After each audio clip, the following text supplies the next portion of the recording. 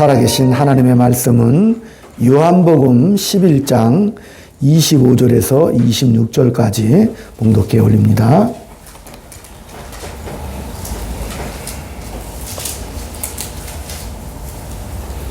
(165쪽)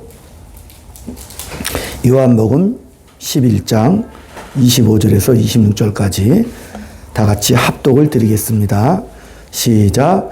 예수께서 이르시되 나는 부활이요 생명이니 나를 믿는 자는 죽어도 살겠고 무릇 살아서 나를 믿는 자는 영원히 죽지 아니하리니 이것을 내가 믿느냐? 아멘. 우리 인사 나눕니다. 예수님 부활하셨습니다. 예수님 부활하셨습니다. 성도님 덕분에 영광스럽습니다. 덕분에 영광스럽습니다. 아멘. 예수 그리스도의 부활이 없었다면 기독교는 존재하지 않았을 것입니다. 그 중요성은 너무나도 크고 그 가치와 의미는 높다는 사실입니다. 오늘 본문은 우리 예수님께서 죽은 나사로를 살리시는 본문입니다. 나사로가 죽은 지 사흘이 지났고 예수님은 늦게 도착하셨습니다. 그 눈이 마르다가 예수님께서 여기 계셨다면 제 오라비가 죽지 않았을 텐데 안타깝습니다. 우리 예수님께서 내 오라비가 다시 살아나리라. 그러자 마르다는 알죠, 예수님. 마지막 부활 때는 다시 살아날 줄을 내가 압니다. 그래서 오늘 이 본문이 등장하죠. 종말론적인 신앙은 누구나 갖고 있고 유대인들도 마지막 날 부활한다는 것을 믿고 있었죠. 다 갖고 있었죠. 그 마지막 날에 부활할 줄을 내가 믿지만 지금은 아니지 않습니까? 라는 것이 바로 그 마르다의 대답입니다. 내 오라비가 죽었습니다. 내 오라비를 내가 오늘 살리겠다. 마지막 날에 다 살아나는 줄로 믿습니다. 그때 예수님께서 하신 말씀이 나는 부활이요 생명이니 나를 믿는 자는 죽어도 살겠고 살아서 믿는 자는 영원히 죽지 아니하리라. 이것을 내가 믿느냐라고 그 마르다에게 질문을 하십니다. 그러니까 우리 생각보다 더 깊지요. 현실적이고 구체적인 것을 바로 우리는 부활이라고 합니다. 우리가 신앙생활하면서 제일 곤혹스러운 부분이 바로 이 부분이죠. 내가 예수를 믿고 마지막 날에 승리와 영광이 나에게 주어질 줄을 믿습니다. 그래서 우리가 예수를 믿고 나서 빨리 나를 좀 데려갔으면 좋겠다. 실제로 우리도 그럴 때가 많이 있었어요. 어느 부흥에 참석했다가 주님 이 은혜 받고 이 감격과 기쁨 속에 빨리 데려가 주옵소서. 더 이상 이 땅에 미련두지 않고 죄짓지 않고 살게 해 주옵소서. 그걸 우리가 최고의 복이라고 내세적인 신앙관을 가지고 사는 성도들도 있죠. 그런데 이 주어진 우리의 인생 속에 아무것도 없는 것 같은 이 인생을 살면서 억울함과 고난과 후회되는 이 절망적인 인생을 살면서 빨리 죽었으면 좋겠는데 왜 이렇게 오래 우리가 이 땅에 있어야 하는가? 그것은 고린도전서 15장에 가보면 우리가 그 의미를 찾을 수가 있죠. 고린도전서 15장을 찾아봅니다. 284쪽입니다.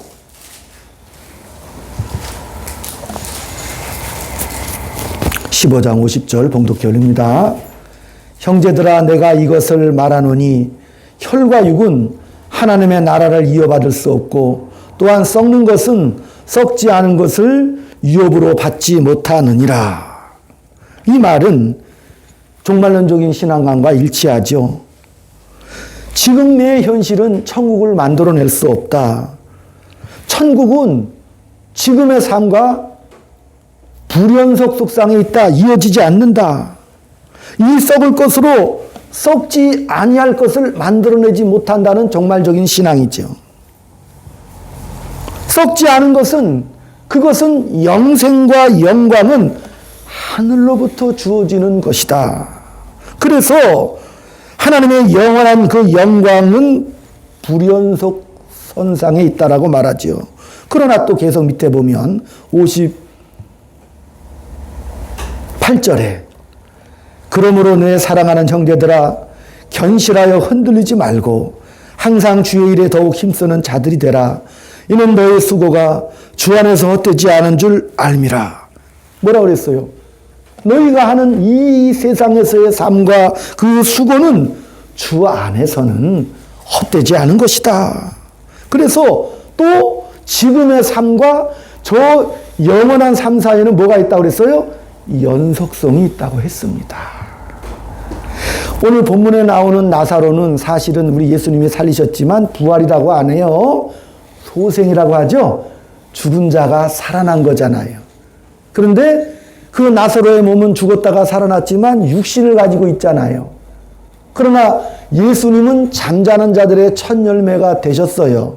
그래서 예수님께서 사망 것에 깨뜨리고 부활하셨는데 성경에 보면 어떻게 해요? 예수님께서 제자들에게 나타나셔서 뭐 하셨어요? 생선을 달라 하셨죠? 그게 달라요. 그리고 또 문 밖에서 예수님께서 제자들아 잘 있느냐 평안하니 그러면서 또 문을 또 뚫고 들어오시잖아요. 시공의 제한을 받지 않으시는 몸이죠. 예. 그러니까 오늘 본문에 나타난 나사로는 죽었다가 살아난 소생, 육신으로 소생을 했고 나중에 또 나사로도 죽겠죠. 나사로가 좀 굉장히 재수가 없죠. 아니 천국에서 예? 하나님 나라의 영광을 맛보고 있을 텐데 다시 소환돼 왔잖아요. 하나님의 일을 하시기 위해서. 예수님께서는 그 나사로를 보시고 사실은 굉장히 안타까워하셨어요. 왜? 이렇게 하나님의 영광과 존귀함을 입은 하나님의 자녀가 이렇게 사망을 맞이하다니 하면서 안타까워하셨어요. 너희들은 이렇게 그래서 가치 없이 사라질 그런 존재가 아니라 하나님의 영광으로 창조함 받은 위대한 하나님의 자녀라는 것을 아시며 그 죽음을 안타까워하신 그 내용입니다.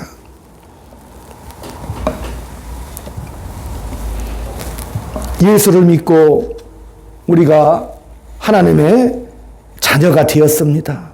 그렇기 때문에 성도들에게는 지금의 삶에 헛된 것이 하나도 없습니다. 그래서 여기서 참된 부활의 의미를 추구하죠.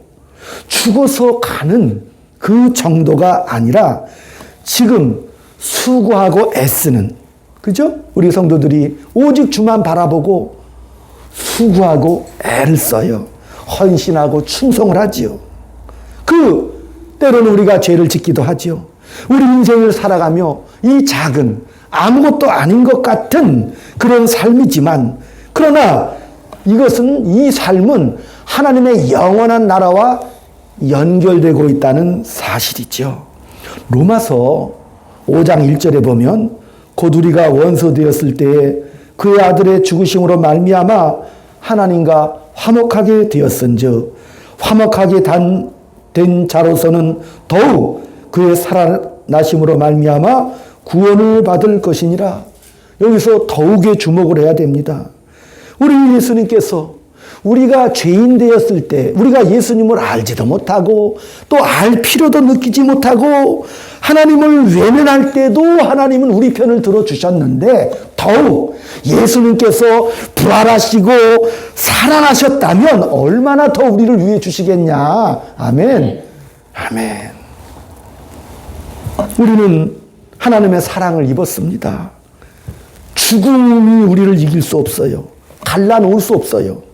하나님과의 관계를 그 무엇도 파괴하거나 갈라놓게 할 권세가 없습니다. 부활 생명, 죽음을 이기는, 죽음을 뚫고 들어온 것이 바로 구원입니다. 또한 11절에도 보면 화목하게 된 그 예수로 말미암아 하나님 안에서 또한 뭐 한다고 그랬어요? 즐거워하느니라. 이게 우리의 현실입니다. 뭐 하라고요? 즐거워하십시오. 우리가 예수를 믿고 나서 새로운 신분과 새로운 삶을 우리가 살아가는 존재인데 그 새 삶은 외적인 조건의 새로운 삶이 아닙니다. 고린도전서 아까 15장 50절에 본 바와 같이 보이는 이 세상 것으로 영원한 세상을 만들지는 못하지요. 우리가 구원을 받으면 우리의 환경, 우리의 현실이 변화하는 것이 아니라 내가 변화하는 것입니다. 나는 전혀 차원이 다른 그런 존재입니다. 우리는 예수를 믿고 나서 끝없이 도덕성이나 종교성이나 안심과 능력으로 예수 믿는 증거를 확인하려고 하는 그런 시도들을 하지요. 그렇게 함으로 내가 예수를 믿고 나서 그래 내가 편안하고 정말 내가 쓸모있는 삶을 살아야 된다라는 것에서 우리가 벗어나지 못합니다. 우리는 하나님의 자녀라는 특권을 받았죠. 그것은 저와 여러분의 지위입니다. 그리고 정체성이에요. 이 말은 나는 무슨 일을 당해도 하나님의 자녀입니다. 우리가 추구하는 도덕성이나 어떤 종교성이나 어떤 가치나 어떤 능력도 그 모든 것들이 사실은 뭔가 성취했을 때보다는 성취하지 못했던 때에 더 빛납니다. 성취하지 못했을 때 그 당사자의 실력이 거기서 드러나죠. 이기면 쉬워요. 그 일을 하면 쉽지만 그러나 내가 인생을 살며 실패하거나 할 수 없을 때 그 당사자가 어떠한가? 그것은 굉장히 중요한 것입니다. 정직이라는 것도 오늘 날씨가 어때요? 이렇게 물어보면 정직하게 말해서 오늘 맑습니다. 이렇게 말하는 사람은 없잖아요. 마찬가지로 우리 인생 속에 그의 영광을 허락하사 살게 하신 그 부활 생명은 어떻게 드러나는 거죠? 어두운 길을 걸을 때 부활 생명이 드러납니다. 억울한 자리를 걸어갈 때 거기서 믿는 자의 정체성이 드러납니다. 도전하는 위협과 삶을 살며 시시때때로 닥쳐오는 그런 시험에 직면했을 때 우리는 그 시험 속에 그 유혹 속에서 쉽게 가라는 그런 유혹에 빠지죠. 그러나 우리 예수님은 좁은 길을 가라고 그랬죠. 부활 생명을 가진 자로서의 그 길을 걸어가라. 그래서 그때 실패했을 때 이루지 못했을 때 그때 뭐하라? 여러분의 본질과 정체성을 드러내 하나님의 자녀로 부활 생명을 소유한 자로서의 품격을 지켜라. 누가 보고 알아주는 삶이 아니라 본인에게 일어나는 일입니다. 로마서 6장 3절에서는 무릇 그리스도와 합하여 세례를 받은 우리는 그의 죽으심으로 합하여 우리가 세례를 받았고 또한 죽으심과 합하여 세례를 받음으로 그와 함께 죽었고 장사되었고 이는 아버지의 영광으로 말미암아 예수를 살리신 그 부활에 우리도 동참하게 되어 새 생명을 갖게 되었다. 그러므로 우리는 뭐예요? 새 생명 가운데서 새 삶을 살게 하시려고 부활 생명을 허락하신 것입니다. 그러므로 우리는 하나님에 대하여 살아있는 자들이고 살아있는 반응을 하는 사람들입니다. 나의 아버지와의 관계가 또 그 지위와 현실 속에 우리의 인생이 펼쳐지는 겁니다. 가장 경이롭고도 큰 은혜가 뭐냐? 우리가 예수를 믿고 있다는 사실이에요. 더 놀라운 것은 예수를 또한 안 믿을 수가 없죠. 성령으로 말미암지 않고는 예수를 주라 고백할 수가 없는데 우리가 성령의 그 붙잡힌 밭에요. 예수를 안 믿을 수가 없고 하나님께 붙잡혀 있다는 사실이 바로 성령의 놀라운 역사입니다. 그래서 그 하나님이 우리를 붙잡으신 것, 그래서 우리 인생을 볼 때는 이 막막한 거, 어쩔 줄 모르는 이 삶이 어마어마한 삶이라고 말씀을 하십니다. 이 삶이 얼마나 크고도 존귀하고 놀라운 삶이라는 것을 깨닫는데 많은 시간이 걸립니다. 영화 배너의 원래 주인공 찰턴 헤스턴입니다. 그런데 감독이 그 주인공을 헌팅할 때 그 당대 최고의 미남 배우였던 록 호드슨을 섭외를 했다고 그래요.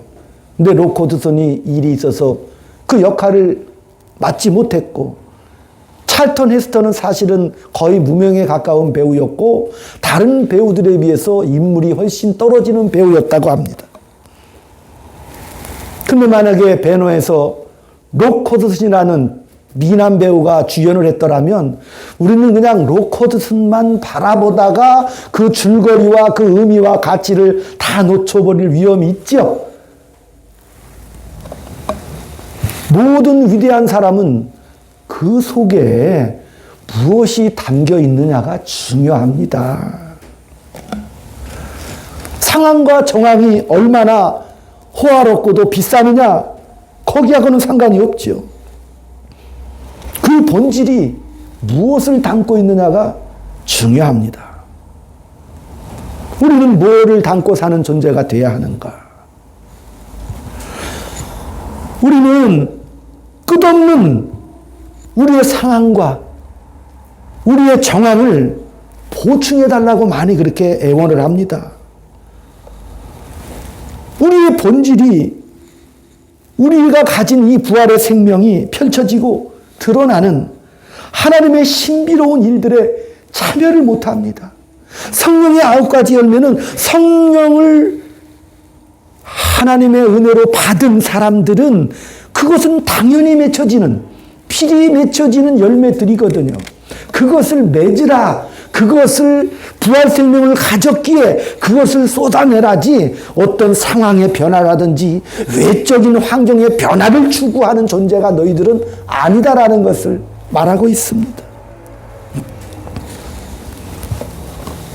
영국의 처칠 수상이 그 당시 2차 대전이 발발해서 유명해졌죠. 전 유럽을 구한 수상이 됐습니다. 근데 사실 처칠은 정치가로서는 변방에 아주 알아주지 않는 그러한 무능력하고 우울증에 빠졌던 그런 정치가였는데, 그 전의 수상이 독일의 히틀러와 협상을 맺으려고 시도를 합니다. 챔벌린 수상이죠. 독일의 히틀러가 폴란드를 침공하고 전 유럽을 덮치려고 할 때 챔벌린은 평화협정 맺으면 아마 독일이 히틀러가 그것을 지킬 거야. 근데 독일이 히틀러가 폴란드를 침공해 버렸어요. 그러니까 챔벌린이 사퇴를 하고 그 다음에 다른 많은 인물들이 수상 후보에 올랐지만 가장 무능하고도 우울증에 빠졌던 윈스턴 처칠이 수상이 돼요. 그리고 나서 의회 앞에서 독일의 히틀러는 침략을 멈출 위인이 아니다. 우리가 일어나서 전 유럽을 살려야 한다. 필사항전을 해야 한다. 그 우울증에 빠졌던, 무능력하게 보였던 그 처칠에게 가슴에 용기가 있었죠. 그 용기 하나가 전 유럽을 구했고 세계사를 변화시켰죠. 그 처칠이 그렇게 하나님 앞에 기도를 했습니다. 그 담고 있는 것이 어떤 위기나 어떤 상황 속에서 어떻게 빛이 나는가? 내 안에 가진 이 본질이 어떤 상황 속에서 그것을 어떻게 쏟아부어내고 드러내는가? 우리는 예수를 믿음으로 영원히 취소되지 않을 구원을 허락받았습니다. 여기서 아멘 하셔야 돼. 그것은 이미 이루어졌어요. 아멘? 2000년 전에 그 구속과 그 은혜의 십자가가 섰어요. 그래서 완료가 되었습니다. 또한 우리는 예수를 이미 믿었어요. 이미 과거 완료가 되었어요. 취소될 수가 없습니다. 그러므로 구원을 받은 그 시작점부터 우리는 부활 생명을 가진 다른 존재가 되었습니다. 여러분의 삶의 모든 정황과 직면하고 있는 하루하루의 그 모든 현실들은 부활 생명을 가진 자로서 하나님의 자녀라는 이름으로 부딪히는 위대한 기회들입니다. 그건 어떤 책임들이죠. 여러분이 그 영광을 누리지 못하면 인생이 얼마나 손해가 됩니까? 그것을 누려야 구원이 지속되는 것이 아니라 그것을 위하여 하나님은 아직도 우리를 이 땅에 내버려 두사 그 삶을 요구하고 계시는 겁니다. 그러니 여러분 멋있게 사시기를 주의 이름으로 축원드립니다. 고린도후서 6장 1절로 10절 저와 자막을 보시기 바랍니다. 기계의 힘을 빌어서 고린도후서 6장. 우리가 하나님과 함께 일하는 자로서 너희를 권하노니 하나님의 은혜를 헛되이 받지 말라.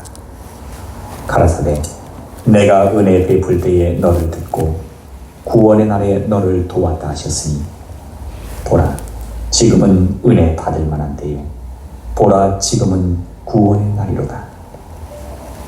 우리가 이 직책이 회방을 받지 않게 하려고 무엇에든지 아무에게도 거리끼지 않게 하고 오직 모든 일에 하나님의 일꾼으로 자청하여 많이 견디는 것과 환난과 궁핍과 곤란과 매맞음과 갇힘과 요란한 것과 수고로움과 자지 못함과 먹지 못함과 깨끗함과 지식과 오래 참음과 자비함과 성령의 감화와 거짓이 없는 사랑과 진리의 말씀과 하나님의 능력 안에 있어 의의 병기로 좌우하고 영광과 욕됨으로 말미암으며 악한 이름과 아름다운 이름으로 말미암으며 속이는 자 같으나 참되고 무명한 자 같으나 유명한 자요 죽은 자 같으나 보라 우리가 살고 징계를 받는 자 같으나 죽임을 당하지 아니하고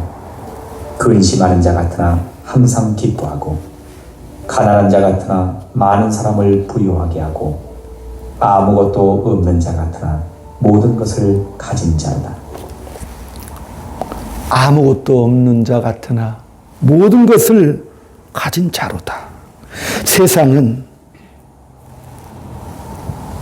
우리를 무너뜨리려고 합니다. 세상의 권세는 사망이고 죽이는 것입니다. 근데 우리는 뭘 갖고 있어요? 영생을 갖고 있습니다. 부활 생명을 가지고 있습니다. 깨끗함과 지식과 오래 참음과 자비함과 진실함으로 성령의 능력으로 말미암아 의의 무기를 갖고 있습니다. 부딪혀 싸워 우리가 가진 것이 무엇인지를 드러내십시오. 우리가 가진 것과 세상에 도전하는 것과의 구별이 없어도 그 도전을 받기만 하면은 벌벌 떨고 도망치려고 합니다. 8절에도 보면 영광과 욕됨으로 악한 이름과 아름다운 이름으로 대조가 되고 있습니다.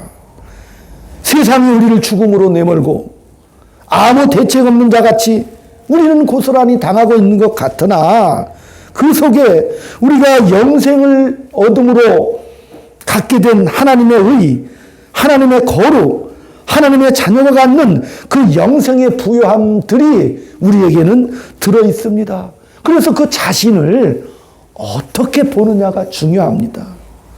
우리 예수님께서 30년 동안 이 땅에 공생에 사시기 전에 사셨죠? 모든 사람이 살아갈 일상을 30년 동안 사셨고 공적인 삶 3년을 보태 총 33년간 일상의 삶 속에서 하나님 나라의 증인이 되셨습니다. 우리가 죽음을 두려워하지 않는다면, 세상의 권력이 전부가 아니라는 것을 안다면 우리는 질 수 없습니다. 이 세상은 약육강식, 적자생존에서 벗어나는 그 인생을 우리는 살아갈 수 있습니다. 우리가 두려워하는 것은 세상의 승부에서 지는 두려움이 있죠.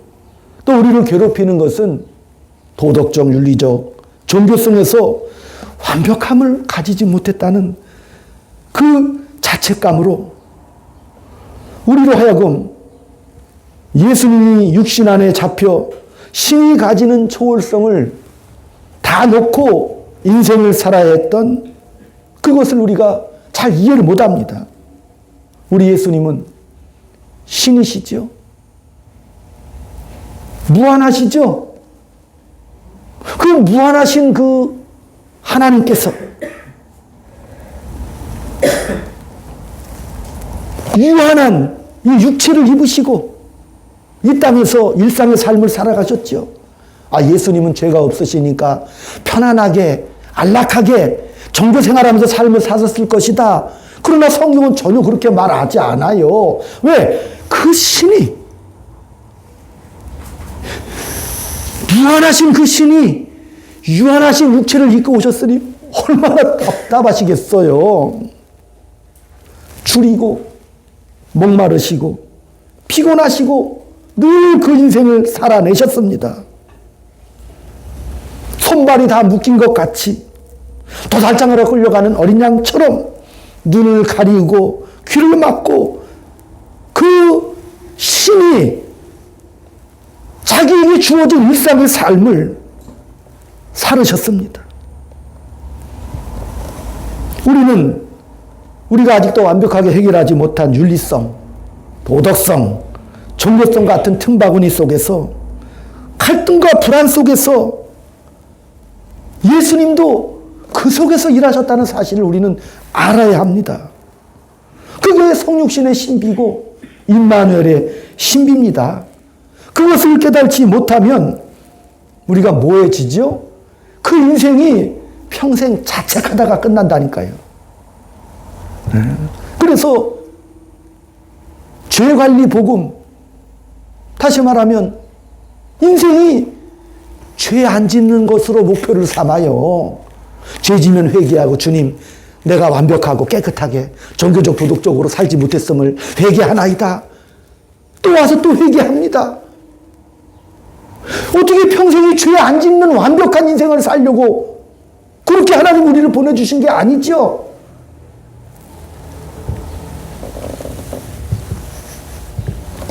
자책할 것이 없는 사람이 되라고 우리를 보내주신 것이 아니지요. 하나님이 우리에게 살라고 한 인생은 거기서 예수님처럼 너의 삶의 현장에서 어려움을 겪고 고난과 억울함, 그런 성육신의 삶을 너도 살면서 그 속에서 부활의 생명을 쏟아내라는 뜻이죠. 이 의미를 모르면 내 인생이 억울하다, 상황과 정황이 이게 뭐야, 분노와 자책 속에 신앙생활을 해도 나 완벽하게 살아야지, 죄 안 짓고 살아야지, 완벽하고 죄 안 짓게 살고 나면 그 다음에 나오는 건 정죄죠. 판단이고 비난밖에 아무것도 없다니까요. 완벽하게 내가 살아야 되니까. 도덕적, 종교적. 근데 예수님은 그렇게 안 사셨잖아요. 아픔과 눈물과 그 질곡과 오해와 고난을 다 몸소 겪으시면서 일상을 살아가셨습니다. 그리고 십자가에서 다 이루시고, 저들이 몰라서 그러니까 어떻게 했어요? 용서해 주옵소서. 그리고 포용하시고 안아주고 다 가시는 거죠. 그게 우리의 삶입니다. 오늘 본문에 나오는 나사로의 죽음 속에 우리 예수님께서 슬퍼도 하셨고, 또 헬라인들이 6월절에 예수님을 찾으러 왔습니다. 그때 예수님께서 멋있게 내가 영광을 받을 때가 왔다 이렇게 말씀하시고, 그 다음에는 또 뭐죠? 야, 내 마음이 고민하여 죽게 되었다. 이제 죽음을 앞에 두고 이런 삶을 몸소 겪으셨습니다. 예수님이 늠름하게 이기지 않으셨어요? 고민하시고, 그죠? 눈물을 흘리시면서 슬퍼하시면서 그 인생을 그렇게 이겨 나가셨습니다. 우리는 씨 뿌리는 비유를 잘 알고 있죠. 예수님께서 비유를 베풀어 주셨습니다. 돌짝밭, 길가밭, 가시밭에 씨를 뿌렸다. 근데 옥토에 씨가 떨어져 많은 열매를 맺었다. 제자들이 막 웃었어요. 예수님, 그 정도를 우리가 모를 것 같습니까? 그거 당연한 거 아닙니까? 그런 쉬운 말을 무슨 그렇게 어려운 비유로 말씀하십니까? 그냥, 야, 너희들 최선 다해 살아. 승리해라. 이렇게 말하면 간단하죠? 저도 그렇게 말했으면 좋겠어요. 간단하게.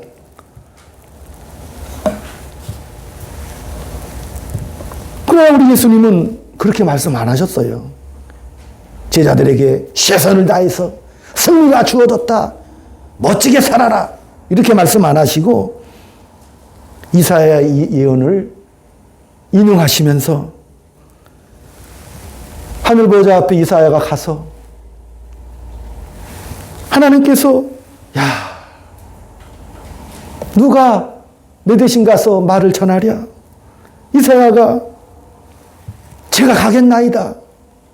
하나님께서 네가 가도 그 사람들 전혀 깨달지 못할 거다. 봐도 모르고 들어도 모르고 깨달지 못한다. 그런데 우리 예수님께서 그 말씀하시면서 그 비유를 내가 완성하려고 이 땅에 왔다. 봐도 모르고 들어도 모르기 때문에 오셨죠? 몸으로 오셨다니까요. 봐도 모르고 들어도 모르는 그 주인공이 바로 나라니까. 내가 왔다. 그게 뭐냐? 길가에 떨어지고 돌밭에 떨어지고 가지밭에 떨어져. 다 씨가 죽었는데 근데 거기서 열매를 맺힌 거죠? 부활의 첫 열매가 거기서 되셨습니다. 밭이 만든 게 아니라 내가 결실할 수 없는, 내가 싹이나 꽃이 피어 열매를 맺을 수 없는 그 속에 누가 오셨어요? 예수님이 오신 거죠? 그게 옥토입니다. 그러므로 우리는 우리 스스로가 돌짝밭 같고 가시밭 같고 길가밭 같은 그런 자로 우리가 스스로를 여기지요. 그러나 그런 고백이 있으면 우리의 삶의 실존에 성령으로 말미암아 하나님의 자녀인 증거가 나옵니다. 부활 생명이 우리를 지배하시고 우리를 붙잡으셔서 그 열매들이 주렁주렁 나옵니다. 그 다음에 우리가 예수를 믿은 그 다음에 우리는 힘을 합하여 풍성한 열매를 맺어야 합니다. 첫 결실은 예수님께서 하신 것이고 나머지는 그러면 왜 우리 보고 하라고 하시는 겁니까? 하나님은 우리에게 책임과 선택, 헌신을 또 요구하십니다. 왜? 그것이 바로 우리가 존재하는 목적이기 때문에 그렇습니다. 하나님은 우리와 믿음과 사랑의 대등한 인격적인 관계를 원하십니다. 그래서 하나님은 우리의 선택과 우리의 책임을 묻습니다. 조건으로 묻는 게 아니라 그렇게 너희들은 커가야 한다. 애들이 말 잘 듣고 착한 일을 하면서 크는 애들은 없죠. 애들은 언제나 말을 안 들어. 그렇게 크죠. 싸우고 아프고 불순종하면서 큽니다.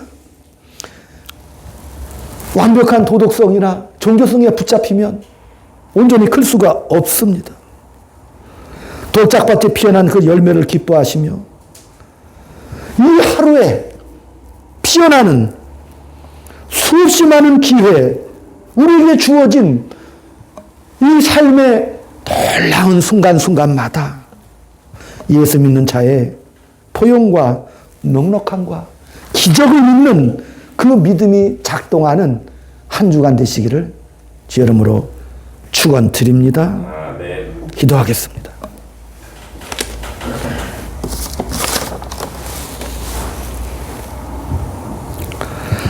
하나님의 은혜에 진심으로 감사를 드립니다. 우리의 삶은 여러 가지 어려움이 있음에도 아직까지 후회와 낙심 속에 돌짝밭과 길가밭과 가시밭 같은 그러한 삶에도 불구하고 그 은혜로 말미암아 위대한 생애가 되었습니다. 하나님의 자녀가 되어 부활 생명을 소유하게 되었습니다. 그러하오니 주님, 하루만큼 나아지게 위대해지게 하여 주시옵소서. 그 하루만큼 더 감사하며 하루만큼 예수 안에 있는 그 영생과 부활의 생명을 마음껏 증언하며 뽐내며 살아갈 수 있는 한 주간이 될 수 있도록 주여 인도하여 주시옵소서. 예수님의 이름으로 감사하며 기도 올리옵나이다. 아멘.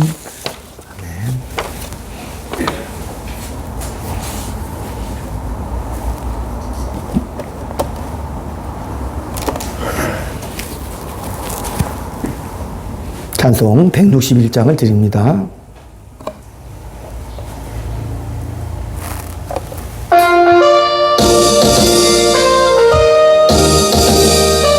죄송합니다.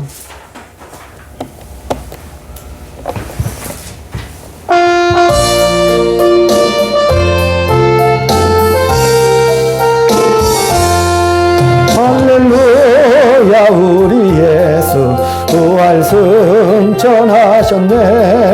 세상 사람 찬양하니 천사화가 과도다. 우주 예수 부활하사 사망 권세 이겼네. 우주 예수 부활하사 사망 권세 이겼네. 할렐루야 우리 예수 왕의 왕이 되시고 우리들의 중보 되신 증거하시네. 우주 예수 부활하사 전열매 되셨네. 우주 예수 부활하사 전열매 되셨네. 할렐루야 우리 예수 주목에 있는 죄인 주가 일으키시네. 우주 예수 부활하사 영광 주로 오시네. 우주 예수 부활하사 영광 주로 오시네. 아멘.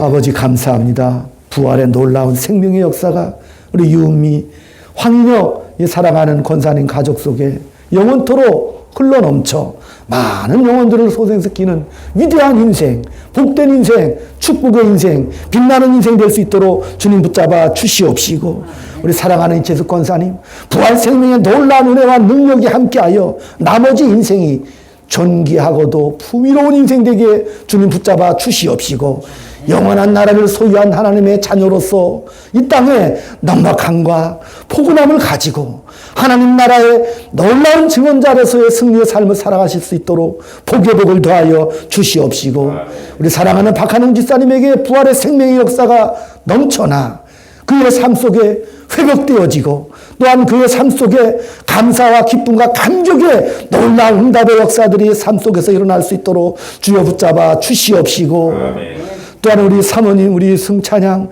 하나님의 은혜와 축복으로 말미암아 부활의 생명의 역사로 말미암아 그 안에 가진 것으로 많은 영혼들을 의로운 대로 돌이킬 수 있는 놀라운 능력의 삶이 될 수 있도록 주님 붙잡아 주시옵소서. 아멘.